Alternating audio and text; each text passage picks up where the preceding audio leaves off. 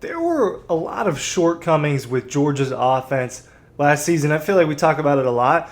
A position room that I think doesn't get discussed when we talk about all this is the tight end room.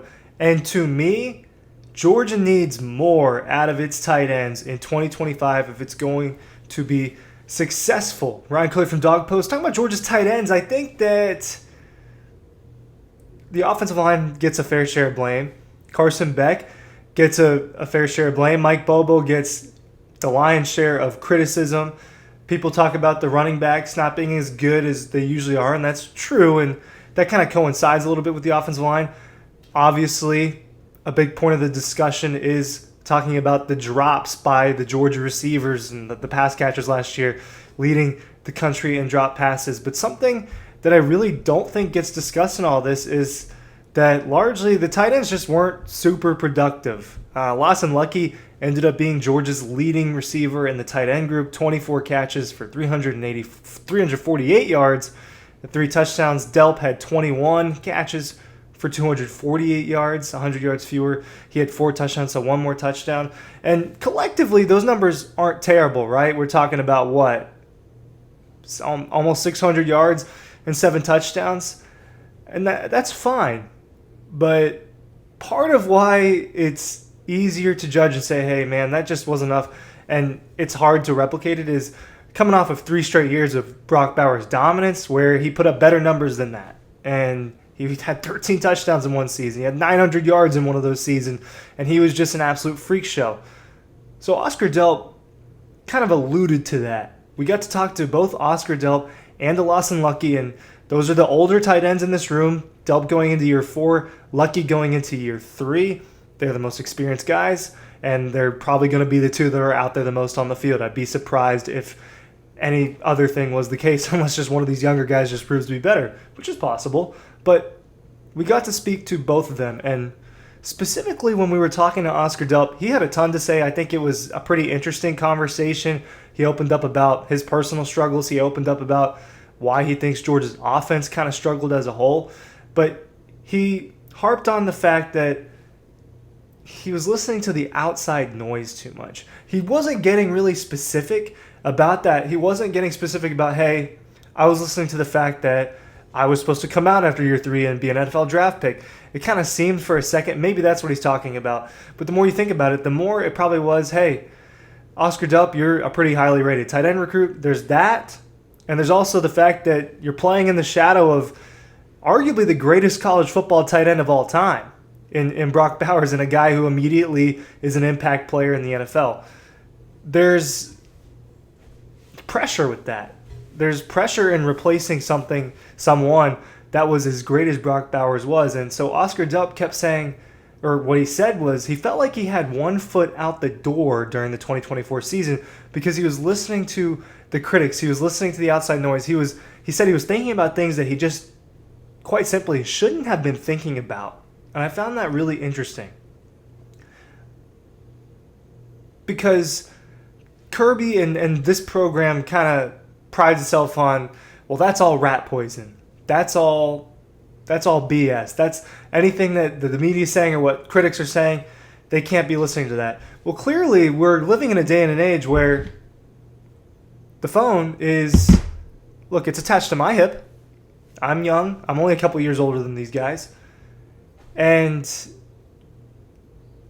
I see a lot. Part of that's because I'm chronically online. Part of that's because of this job. But these kids are on social media for the most part all the time. Not all of them are taking the Stetson Bennett method of having a flip phone and just clocking out of all that. So Oscar Delp is seeing, hey, this, and this, and he thinks that his performance struggled. He did not play well early in the season. He was not targeted a lot early in the season.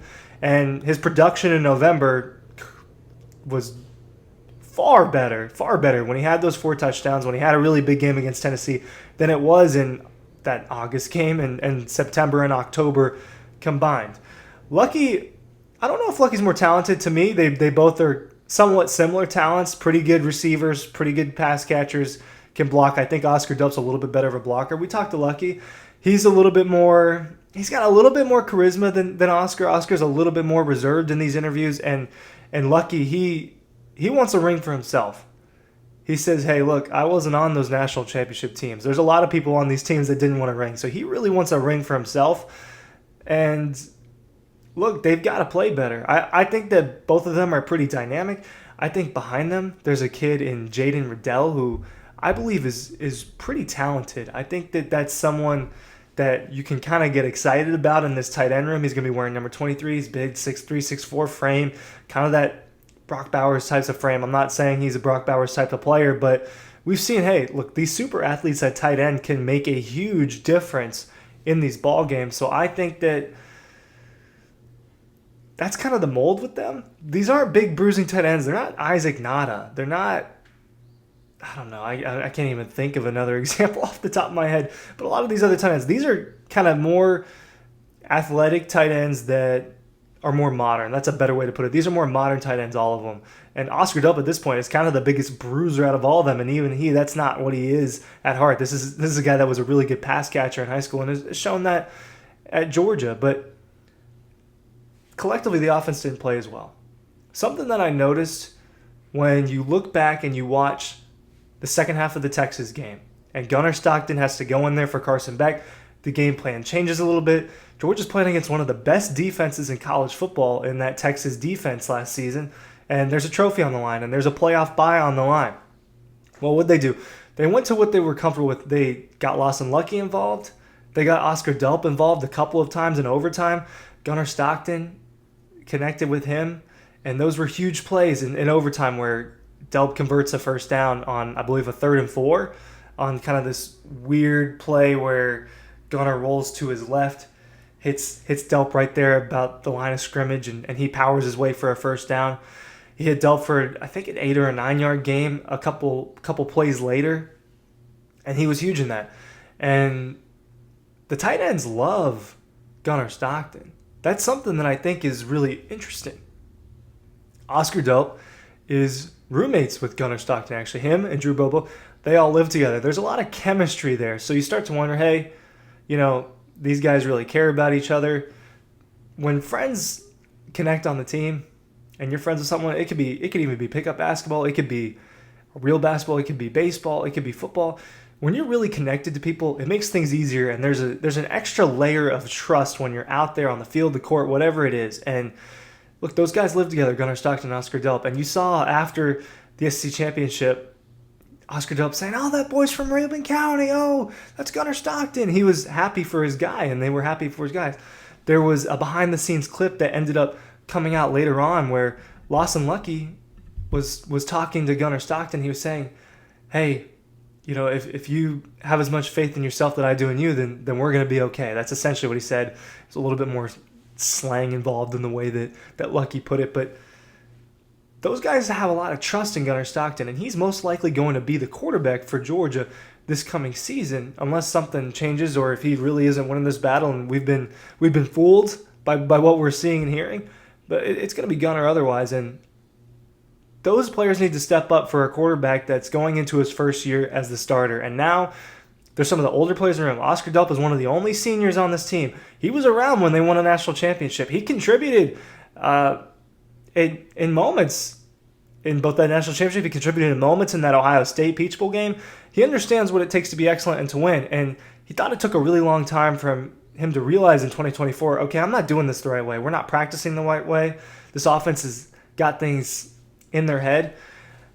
I don't think you're going to get that as much with a Gunnar Stockton offense. And I think that there seems to be a real connection, but it's important. I believe it's very important that the tight ends are a big part of this thing and that they play better than they did last year. You can say that about a lot of position groups, but this is one that I don't think is having the light shown on it in this capacity. Oscar Delp, Lawson Lucky, Jaden Riddell, and Ellis Williams, they brought in a couple of other really good tight ends. I think that crew has got to be better. I think they want to be better for Gunnar Stockton. That's not a slight at Carson Beck. I think that they know, hey, we got to step up to this moment. Thanks for watching.